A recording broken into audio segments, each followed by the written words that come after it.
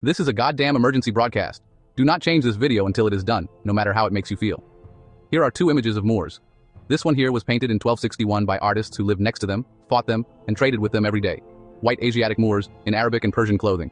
The other, this one here, was made during the height of slavery and the Atlantic slave trade, when they needed an image of a black despot to help justify colonial intervention. One of these is evidence, the other is propaganda. And right now, millions of people in the African diaspora, from Atlanta to Salvador da Bahia, are building their entire identity on the propaganda version. This episode is going to end that. Permanently.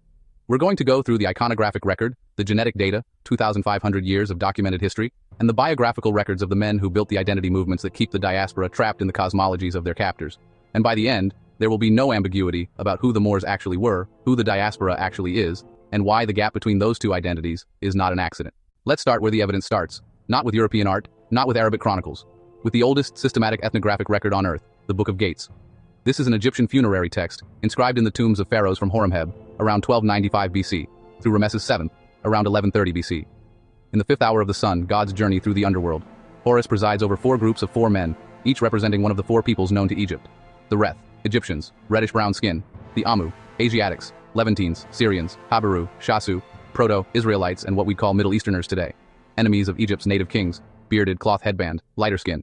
The Nehesu, Nubians. Black skin, red sash across the chest, consistently rendered as the darkest figures in the top two rows, and equally dark in the third row. Ramses III's E1B1A dynasty is depicted the same color as Nubians of every era, a native restoring the native lines. The one who fought sea people off and was murdered in a harem conspiracy. And the Themihu, Libyans. Fair-skinned, side-lock hairstyle. Long, open gown worn with one or both shoulders exposed. They invaded with the northerners on the western flank during the Sea People invasions. Their relationship is different with Egypt in this era, 1300, 1000 BC. Canaanite, Greek, and Turkish colonization of Libya had just begun in that time. Archaeological evidence confirms it. E.A. Wallace Budge, translating this text in 1905, called them the fair-skinned Libyans. That's a direct quote from the foundational Egyptological translation. Now here's what gets interesting when you compare all three tombs. Seti the Rai around 1300 BC, Merimta around 1200 BC, Ramesses III in the 1100s BC. The Nubian figure stays dark across all three, but the Egyptian figure, the Reth, is lighter in Seti I's time than you'd expect from earlier Old Kingdom South Egypt-based royals. Why? Because by 1300 BC, Egypt was invaded by the Hyksos around 1600 BC, and Levantine and steppe-derived genetics had been mixing into the Egyptian elite for 200 Rs before exile. The R1b Euro-Asian haplogroup shows up in the 18th dynasty royal line, Tutankhamun's family. That's foreign DNA on the throne, 4 generations. But Ramesses III? The man in whose tomb one of these paintings appears? Gadadal 2021 confirmed his Y-DNA as E1B1A. That's the same haplogroup carried by 62% of African Americans. It would be 82% if not for R1b colonial admixture. 88% of the Noir Marron in French Guiana, and 70 to 97% of West Africans today. Ramesses III was genetically one of them, and he painted his Western neighbors, the ancestors of the Moors, as the lightest people he knew. That's not opinion. That's the pharaonic record, created by a confirmed E1B1A king, depicting the Themhu as a separate and lighter-skinned population from both Egyptians and Nubians. These Themhu, the Libyans, are the same people the Greeks later called Mazis and Maxis. They're the same people who call themselves Amazigh and Imazigan to this day. They are the Berbers. They are the Moors. And Egypt, which knew them better than anyone, never confused them with the Nehesu, the ancestors of the diaspora. Now let's talk about what can't be argued with. Let's talk about haplogroups. The Berber population, the Moors, is defined by Y-DNA haplogroup EM81. This has been established by dozens of published genetic studies. Among southern Moroccan Berber speakers, the Takelhit, EM81 runs at 98.5%. In central Morocco, 89.8%. In northern Morocco, 79.1%. Among Algerian Mazabites, about 80%. Among the Tuareg in Burkina Faso, 77.8%. Across the entire Maghreb, the average is around 42%. EM81 originated in North Africa approximately 2,000 to 3,000 years ago. A 2017 study in Scientific Reports established that date. And here's the critical point. EM81 has a completely distinct genetic history from sub-Saharan Africa, Europe, and the Near East. It is practically absent south of the Sahara.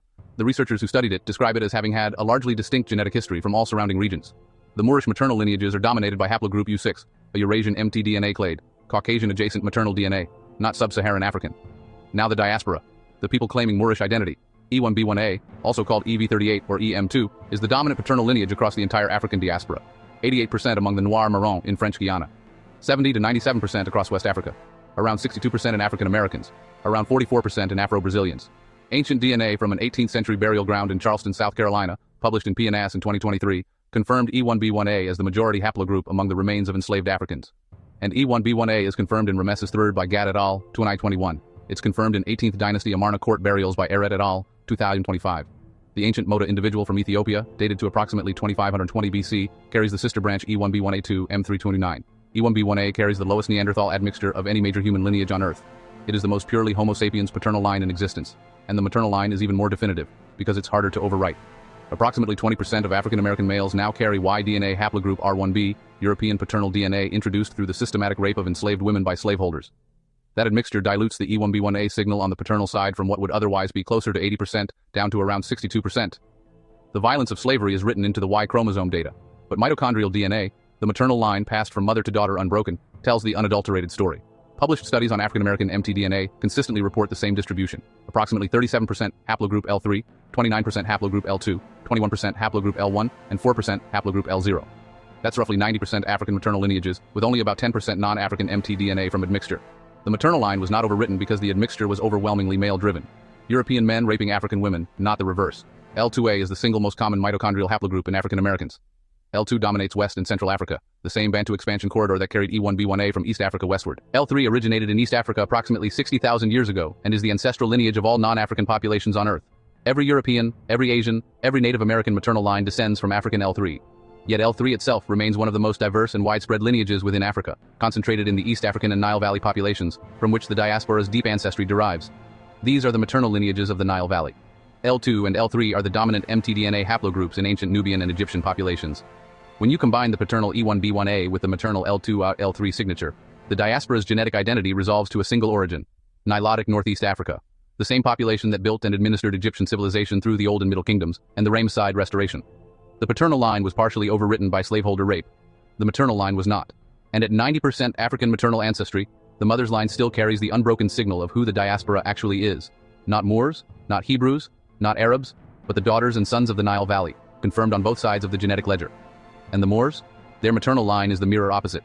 The most comprehensive study on Berber mtDNA, Coudray et al. 2009, analyzing 614 individuals across 10 regions from Morocco to Egypt, found that 80% of Berber maternal lineages are Western Eurasian, haplogroups H, HV, R0, J, T, UK, and only 20% are Sub-Saharan African L lineages.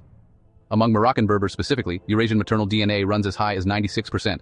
Among Algerian Berbers, 82%. The minority L haplogroups that do appear in Berber populations are largely attributed to the trans-Saharan slave trade, the same trade in which the Moors were the operators, not the victims. The native North African maternal lineages are U6 and M1, haplogroups that originated through back migration from the Near East, not from Sub-Saharan Africa. So the diaspora carries 90% L haplogroup maternal DNA, L2, L3, L1, the deep Sub-Saharan African maternal signature of the Nile Valley and West Africa. The Moors carry 80 to 96% Eurasian maternal DNA, H, HV, J, TU, the same maternal haplogroups found in Spain, France, and Italy. The two populations share almost nothing on the maternal side. The mothers are as different as the fathers. There is no overlap. There is no connection. There is no claim. EM81 carries significant Neanderthal admixture through Eurasian contact. These two haplogroups share the deep ancestor haplogroup E, but they diverged tens of thousands of years ago. They are as genetically distinct from each other as either one is from European R1b or Arabian J1. Almost no diaspora blacks carry EM81, almost no Berbers carry E1b1a. The rare EM81 found in diaspora populations traces to Spanish or Portuguese colonial admixture. Iberian men who themselves carried Berber ancestry from the Reconquista period. It does not trace to Moorish ancestry. This is not a matter of interpretation. It's a falsifiable genetic claim, and it's false. If you're black, if you're from the diaspora, from Cuba to Brazil to Georgia, you don't have Moor DNA. You have the Rameses III marker. You have the pharaonic lineage. And every time you claim Moorish identity, you are claiming the identity of the people who enslaved your actual ancestors. Let's walk through who the Moors actually were, century by century, so there is no room left to argue. Phoenician colonization, 1100 to 300 BC.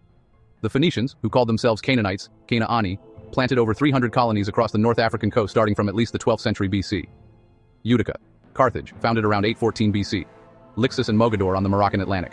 They brought J2Y DNA, the Levantine haplogroup, and a 2008 study by Zalua identified a specific Phoenician colonization signal in 6 subclades of J2, still elevated in coastal Tunisia today compared to the interior. But here's where it gets devastating. A 2025 study published in Nature analyzed hundreds of ancient Punic genomes, the actual DNA of people living in Phoenician colonies across the Mediterranean. These people were practicing Canaanite customs, speaking Punic, building Levantine-style structures. And genetically? Almost none of them had Levantine DNA. Their profiles matched prehistoric inhabitants of Sicily and the Aegean. They were Greek-Sicilian Berber composites, practicing a Canaanite administrative culture. A 2,500-year-old Phoenician buried at Bursa Hill in Carthage, the young man of Bursa, carried mitochondrial haplogroup U5b2c1. That's a European lineage linked to Franco-Cantabrian Ice Age refugia. His closest modern genetic match? A living individual from Portugal.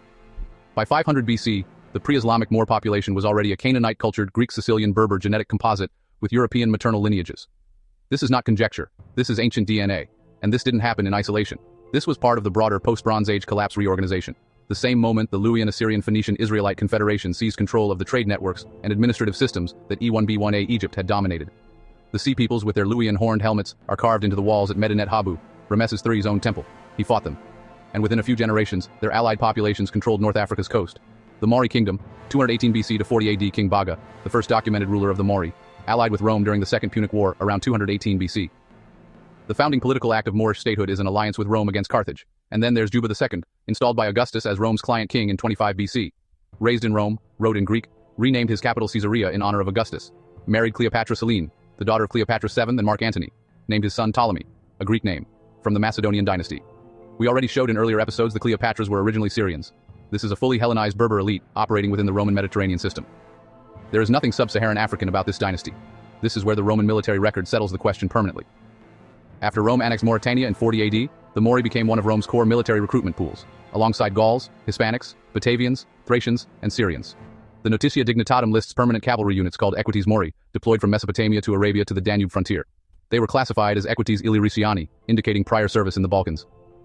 A consular record from Numidia in 320 AD captures a Latin grammarian named Victor explaining his background. His father was a decurion, a city councilman, in Cirta, modern-day Constantine, Algeria. His grandfather served in the Comitatus, the emperor's mobile field army. And Victor says, quote, "For our family is of Moorish origin, a Latin grammarian, a municipal magistrate's son, a soldier's grandson. This man is teaching Latin grammar as a Roman citizen of Moorish descent. He is not a subjugated African colonial subject. He is a Mediterranean provincial elite, indistinguishable in legal status, education, and social function from his counterparts in Spain or Gaul." And Rome knew the difference between the Mauri and sub-Saharan Africans. They called sub-Saharan populations Ethiopians, literally burned skin people. The Ethiopians were known primarily through the Nile corridor and the Kingdom of Kush. They were occasionally encountered as individuals, but never systematically recruited into the Roman military or administrative system. The Mauri were core recruits. The Ethiopians were not. Rome drew the line exactly where the genetics draw it. Tertullian, who coined the term Trinity, was Mauritian. St. Augustine of Hippo, the most influential Christian theologian of the first millennium, was a Romanized Berber from Numidia. He wrote City of God in Latin. These are the people the word Moor originally described. And here's one more thing. Mauri from the Atlas Mountains were raiding into southern Spain, into the Roman province of Baetica, as early as the 170s AD. More than 500 years before the Islamic conquest of 711. The Moors' relationship with Iberia predates Islam entirely. The Arab conquest, 698 to 701 AD. The Umayyad Arabs conquered North Africa by 698, bringing J1Y DNA, the Arabian Peninsula haplogroup. There was continued Berber resistance for another 50 years. In 701, Tariq ibn Ziyad, a Berber general working for the Umayyad Caliphate, crossed into Spain with a mostly Berber army. And this is the critical point that almost everyone misses. The Moors in Al-Andalus were not independent rulers of their own black civilization. They were the Western military arm of the Caliphate. They worked for the Abbasid system based in Baghdad. And when you look at who actually ran the Abbasid Caliphate, it was an Iranian steppe Caucasian Arab intermarried elite. The Bustani Exarchic line alone married into Hashemite Arab royalty, Sassanid Persian royalty, Buwayhid Caspian steppe dynasties, and Georgian Karapolit families, the entire power matrix in one family tree. None of them were black. None of them were African. When the Moors conquered territory, they fed the slave trade back east. Sub-Saharan Africans captured by Moorish raiding were sold into the Abbasid system, castrated, concubined, and absorbed. The trans-Saharan and Indian Ocean slave trades moved an estimated 10 to 18 million Africans over 300 years. That's comparable to the Atlantic trade's 12.5 million over 400 years, and it lasted 3 times longer. The Moors were operators, not victims. This is also the exact moment the word Moor changes meaning. Before 711, Mauri was an ethnic term for EM81 Berbers. After 711, Christian Europeans started using Moor to mean any Muslim, Arab, Persian, Slav, Berber, or African. A specific ethnic label got repurposed as a blanket religious term. And then 500 years after that, the propagandists darkened the skin. The Cantigas de Santa Maria, commissioned by Alfonso X of Castile between 1257 and 1283, is the largest visual record of Moor Christian interaction from medieval Iberia. 420 illuminated poems, hundreds of miniatures, look at them. The Moors in these images are overwhelmingly light-skinned. In the Codis Rico battle scenes from around 1280, the Muslim soldiers from the Nasrid Emirate of Granada have Hispanic features. Apart from beards and turbans, they are visually indistinguishable from the Christians they're fighting. Cantiga 406 explicitly prays that Mary will quickly confound the Moors, including those who are fair-complexioned. The word Muro in these texts is a religious category, not a racial one. It's applied to Slavs, Franks, Germans, Norsemen, and Africans equally. If you were Muslim, you were a Moor. And it's not just the images. The written record says the same thing, from the mouths of the Europeans who were there. In 1453, the Portuguese chronicler Gomes Eannes de Azurara writes in The Discovery and Conquest of Guinea that the explorer Dinis Diaz, leaving Portugal, never lowered sail till he had passed the land of the Moors and arrived in the land of the blacks, that is called Guinea. The land of the Moors and the land of the blacks are two different places. The chronicler distinguishes them geographically. And then Azurara says something even more damning. He notes the existence of black people among the Moors and explains their status. These blacks were Moors like the others, though they're slaves in accordance with ancient custom. Read that again. The black people in Moorish territory were the Moors' slaves, not fellow Moors, not rulers, slaves, in accordance with ancient custom. That's a Portuguese chronicler in 1453, documenting exactly what the haplogroup data confirms. E1b1a populations in North Africa were there as captives of the EM81 Berber Arab system. In 1542, the English author Andrew Board writes in the first book of the Introduction of Knowledge, Barbary is a great country. The inhabitants be called the Moors. There be white Moors and black Moors. And then he includes a poem about a black Moor born in Barbary who will be, his words, a good, diligent slave. And in 1550, the Andalusi author Leo Africanus, himself described as a Moor by his English translator, refers to the Berber populations of North Africa as white Africans, which the translator renders as white or tawny Moors. So in the 15th and 16th centuries, while the Moors are still in living memory, while Al-Andalus has only just fallen, European and Moorish writers alike are telling you the same thing. The Moors are white or tawny. The black people among them are their slaves. This is not modern revisionism. This is what the people who lived alongside the Moors wrote down at the time. Suddenly the Moor is jet black, dripping in gold, depicted as an exotic despot in Orientalist canvases, rendered as a servile ornament in Venetian blackamoor furniture, and reduced to a coal-black caricature in popular broadsheets. The harem paintings provided the setting of white female captivity. The blackamoor tradition provided the pitch-black skin, and colonial print culture merged the two into a visual ecosystem that justified expansion. The people who darkened the Moor in their art were the same people running the Atlantic slave trade.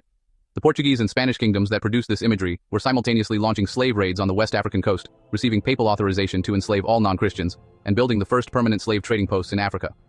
They needed the Moor to be black because they needed Africa to be a legitimate target. And here's the fact that demolishes the entire propaganda operation. E1b1a populations never enslaved a European, not once in recorded history. The actual Moors, EM81 Berbers, had raided Iberia since the 1st century AD, enslaved Christians in Al-Andalus for 800 years, and operated slave markets across the Mediterranean. But the sub-Saharan phenotype, the darkened image, had no history of aggression against Europe. The propaganda assigned EM81 crimes to E1b1a phenotypes, manufacturing a black enemy out of populations who had never attacked Europe. Now we get to the part that's going to make people uncomfortable. And I need you to stay with me, because this is where the 6,000 years of documented elite continuity we've been tracing in this series converges on the present day. 3 identity movements have captured millions of diaspora minds since the late 19th century. The Black Hebrew Israelites, the Nation of Islam, and the Moorish Science Temple. Each one promises the same thing. You were somebody before slavery, here's your real identity. And each one delivers the same poison, an identity rooted in the Abrahamic religious systems that enslaved, castrated, and displaced your actual ancestors. The Hebrew Israelites. The oldest Black Hebrew Israelite organization was founded in 1886 in Chattanooga, Tennessee, by a man named Frank S. Cherry. Here's what we know about Cherry. He was a 33rd degree Scottish Rite Mason, the highest publicly acknowledged degree in Freemasonry. He was a sailor who worked on freight ships and railroads. He taught himself Hebrew and Yiddish, languages he had zero ancestral connection to, presumably through Masonic Lodge libraries and international port networks. And a Black Orthodox Jewish writer named Shays Rishon has stated plainly that Cherry never belonged nor converted to any branch of Judaism. Cherry claimed a divine vision telling him African Americans are the lost tribes of Israel. He taught that God, Jesus, Adam, and Eve were black, that white people descended from the cursed Gehazi, and that the earth is square. And here's what the historical record says about the movement he founded. The pioneers of the movement were Freemasons, and it was strongly influenced by Masonic traditions. That's not my analysis. That's the published scholarly consensus. Scottish Rite Freemasonry, especially the higher degrees, is saturated with Kabbalistic, Hermetic, and Solomonic symbolism drawn directly from the Mesopotamian Canaanite religious substrate that produced Judaism. A 33rd degree Mason channeling that tradition into a black identity movement is not a grassroots spiritual awakening, it is a transmission mechanism. William Saunders Crowdy, who founded the second major Hebrew Israelite organization in 1896, was also a Mason. The infrastructure is Masonic from the foundation. The Nation of Islam Wallace Fard Muhammad appeared in Detroit in 1930, selling silk door-to-door in the black ghetto of Paradise Valley. According to published scholarship, he variously identified as white, black, Spanish, Arab, Afghan, and on one occasion, Jewish. His common-law wife described him to the FBI as a Caucasian New Zealander. Scholar John Andrew Morrow calls him a racial and ethnic chameleon. People who met him described Pakistani features. On his World War I draft card, he claimed citizenship of Afghanistan. When he married a Spanish woman, he said he was born in Madrid. After exhaustive investigation, the FBI closed the case with the admission, subject's true identity, unknown. What is known? Fard was not black. He was not African American. He was a non-black man of uncertain Central Asian, South Asian, or Levantine origin, who appeared in the black community and gave the descendants of Rameses III a theology rooted in Arabic Islam, the religion of the first and longest-running slave trade targeting sub-Saharan Africans. His successor, Elijah Muhammad, born Elijah Robert Poole in Sandersville, Georgia, 1897, was the son of former slaves, 4th-grade education, worked in sawmills, brickyards, on a Chevrolet assembly line. Biographers specifically note his light skin color. He was visibly mixed race, with genealogical records showing mixed ancestry notations in the family line. Elijah received major financial support for over 10 years from H.L. Hunt, a white supremacist Texas oil baron. He met with leaders of the Ku Klux Klan in 1961. A non-black racial chameleon recruits a light-skinned, mixed-race sharecropper's son, and together they give the descendants of the pharaohs a theology rooted in the very Arabic religious system that castrated their ancestors for 8 centuries before the Portuguese ever showed up. The trans-Saharan slave trade was so thorough in its castration practices that it left virtually no Y-DNA genetic trace in the Middle East, unlike the Atlantic trade, which produced large surviving diaspora populations. And this is the religion being offered as liberation. Noble Drew Ali, born Timothy Drew in Norfolk, Virginia, 1886, was connected to Freemasonry through the ancient Egyptian Arabic order Noble's mystic shrine, the Black Shriners. His so-called Holy Quran is not the Quran. It's drawn from Levi Dowling's Aquarian Gospel of Jesus the Christ and other Rosicrucian theosophical sources, repackaged as ancient Moorish scripture. Drew Ali told black Americans they were Moors, which, as we've now spent 25 minutes documenting, means EM81 Berbers, a Mediterranean population with European maternal DNA that has no genetic relationship whatsoever to the people receiving the teaching. All 3 movements share the same architecture. Masonic transmission. Cherry was a 33rd degree Mason, Crowdy was a Mason, Drew Ali operated in the Shriner framework, Fard's cosmology draws on theosophical and Masonic sources. Abrahamic containment. Every movement channels the diaspora into Judaism, Islam, or a hybrid. None of them point toward indigenous African spirituality or Nilotic cosmology. Non-black founders or sponsors. Fard was not black. Cherry's patrons ran Scottish Rite infrastructure. Drew Ali's sources were white theosophists. Elijah Muhammad was funded by a white supremacist. And every movement points the diaspora toward someone else's history. Moorish identity points to EM81 Berbers. Hebrew identity points to Levantine J2 and J1 populations.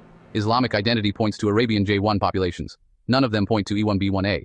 They needed the slaves to stay in the Abrahamic framework, because ideology is first for these systems and always has been. Control the mind, then the body. Whether it's the Sargonic calendar centralizing grain debt, the Mosaic covenant binding a population to a priestly class, the Islamic Ummah demanding submission, or a 33rd degree Mason in Chattanooga telling sharecroppers' children they're the lost tribes, the mechanism is identical. And here's what makes this even worse.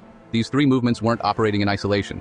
They were part of a much larger system, a global mystical containment operation that was running simultaneously on every target population on Earth. Black, white, Asian, everyone got their own custom-built rabbit hole, and they were all manufactured by the same network. Start with Theosophy.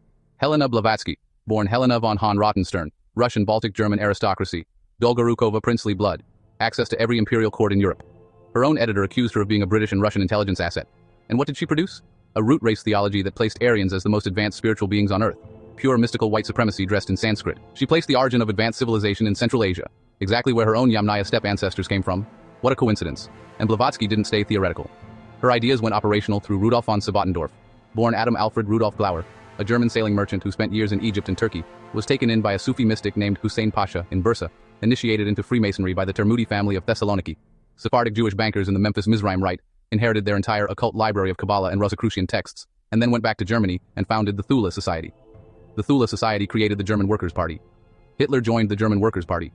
One of the primary architects of Aryan purity mythology was a probable crypto-operative working through Sephardic banking and Sufi networks, pushing racial theories that would eventually target the very networks that trained and sponsored him. And multiple historians have documented that he was a British intelligence asset inside Nazi Germany. Now hold that in your mind, because what was happening in the Ottoman Empire at the same time is critical. Sufi mystics and their networks were feeding fez-wearing pseudo-nationalist ideology to every newly independent colony and post-colonial state. Noble Drew Ali's fez didn't come from Morocco. It came from the same Shriner Ottoman Sufi pipeline that Glauer operated in. The fez is Turkish, the mysticism is Sufi, the organizational structure is Masonic, and it's being handed to black Americans in 1913 by the same institutional current that's simultaneously handing Aryan mysticism to Germans through the Thule Society. This goes even deeper. The Kabbalistic Sufi synthesis that Glauer inherited from the Termudis didn't originate in the 19th century. It goes back to Abraham Abulafia, a 13th century Kabbalist from Zaragoza who tried to convert the Pope and then fled to Sicily. Abulafia's prophetic Kabbalah, letter permutation, ecstatic meditation, messianic claims, traveled through the Sephardic diaspora after 1492 into Thessaloniki. There it became the engine for Sabbatai Zevi's messianic explosion in 1665, which produced the Dunme, crypto-Jewish converts to Islam operating as a hidden network inside the Ottoman Empire. The Dunme of Thessaloniki were reclassified as Muslims in 1923 and relocated to Istanbul, where they became newspaper publishers, industrialists, and political operatives, connected directly to the Young Turk movement that overthrew the Sultan. The same city, the same families, the same mystical technology, producing false messiahs for 6 centuries. Abulafia himself, Sabbatai Zevi, Jacob Frank, who converted to Catholicism and embedded his followers into Polish-Austrian aristocracy. Frank's associate Moses Dobrushka held 4 simultaneous identities: Jewish, Muslim, Catholic, and Freemason. That is the template, that is the machine, and it's the same machine that produced Noble Drew Ali's fake Quran, Cherry's fake Israelite theology, and Fard's fake Islamic liberation. And it hasn't stopped. Look at what's running right now. Anatoly Fomenko, a Russian mathematician with NASA connections, pushes a new chronology claiming the entire accepted timeline of history is fabricated. His theory requires dismissing dendrochronology, radiometric dating, numismatics, genetics, linguistics, and ice core data, 10 entire scientific fields, and the people who follow him, Most of them don't trust NASA. Most of them are flat earthers. Their foundational prophet worked in orbital mechanics for the agency they claim is lying to them. Fomenko's timeline fraud feeds directly into the Tartaria movement, which started as 1980s Russian Tatar nationalist propaganda before being sanitized for global internet audiences. And that feeds into the FBA movement in the United States, where you now have significant overlap between people claiming foundational Black American identity, Tartaria believers, flat earthers, Arctic ice wall theorists, and Anunnaki ancient alien consumers. Zechariah Sitchin, an Israeli non-linguist whose Sumerian translations are rejected by every credentialed Sumerologist on Earth, sold millions of books redirecting legitimate inquiry into Mesopotamian elite continuity toward extraterrestrial explanations. Von Daniken, a Swiss hotel owner with fraud convictions, got a massive international publishing deal overnight. Graham Hancock, a former Economist journalist, gets a Netflix series. David Icke, a BBC presenter and pro-baller who declared himself the son of God, Jordan Maxwell claims he gave him the reptilian idea in a phone call, giving 80% truth while getting his limited hangout dismissed by anyone who hears them quacking out like cokehead Alex Jones. And the reptiles? Jordan Maxwell himself was an ABC radio show host for years, a man pushing alien control beyond human salvation, and a student of Freemason Manly P. Hall, by his own admission. You see the pattern? The writers are compromised. Orwell worked for the BBC's propaganda arm and gave the British government lists of suspected communists. Aldous Huxley's brother Julian was the founding director of UNESCO and a eugenics advocate. Their grandfather T.H. Huxley sat at the center of the British scientific establishment. Roald Dahl, the children's author, was a British spy in Washington whose handler was Charles Marsh, the man Lyndon Johnson visited before he even went to the White House after JFK was shot. Operation Mockingbird, confirmed by the Church Committee in 1975, had the CIA running relationships with over 50 journalists and media executives. The alternative truth sphere isn't alternative, it's manufactured. And every single one of these rabbit holes serves the same function. Keep men pondering metaphysical nonsense instead of reading primary sources. Flat Earth, ice walls, reptilian overlords, Anunnaki gold miners, Atlantean crystal technology, Tartarian energy harvesters. Each one absorbs thousands of hours of a man's life and produces exactly zero actionable understanding of the actual documented power structures running the world. This is what mysticism was always designed to do. From the moment the proto-Kabbalists taught Pythagoras sacred geometry in Egyptian temples, and he went back to Greece and started a mystery cult that hoarded mathematical knowledge behind initiation rites. The function has been the same. Take real knowledge, wrap it in mystical language, gate it behind secret societies, and let the uninitiated chase symbols while the initiated run the treasury. The Neoplatonists did it. The Zoroastrian Magi embedded it across the Silk Road. The Buddhist Brahmin-Aryan synthesis that Alexander's Greeks encountered when Kalanos, the naked philosopher, joined the Seleucid court, that was the same technology traveling east.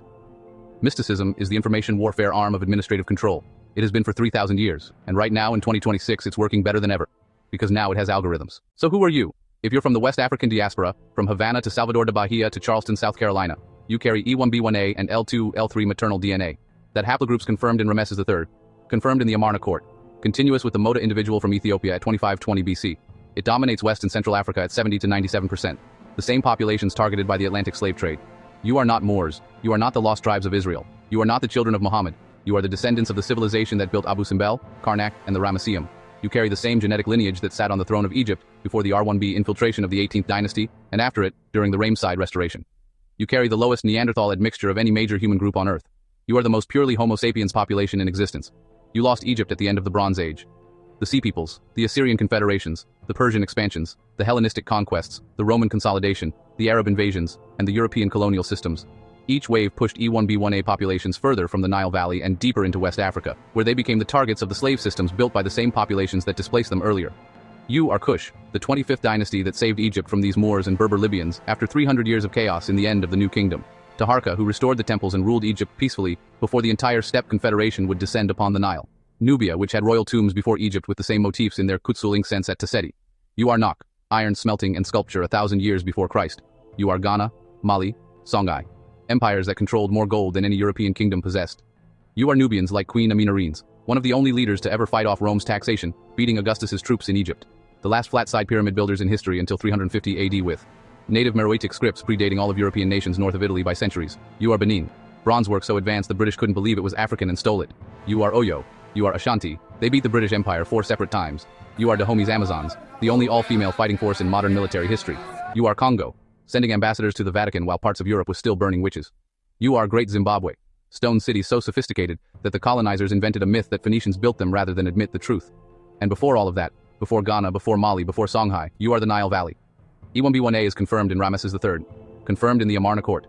Your haplogroup sat on the throne of Egypt. And then, after all of that, after the displacement, the enslavement, the castration, the middle passage, the final insult, they gave you your slavers' identities and called it liberation. The Moor myth, the Islamic identity, the Hebrew claim, each one is a second erasure layered on top of the original displacement. The DNA doesn't lie. The iconography has a documented history of manipulation. The founders of the identity movements have documented non-black origins and Masonic affiliations. The cage is Abrahamic, the key is genetic, and the door has always been open.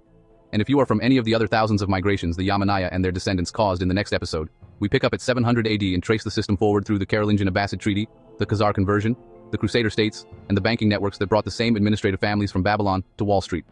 The cage didn't stop at the mosque and the temple, it became the bank. Subscribe, and share this with someone who needs to hear it.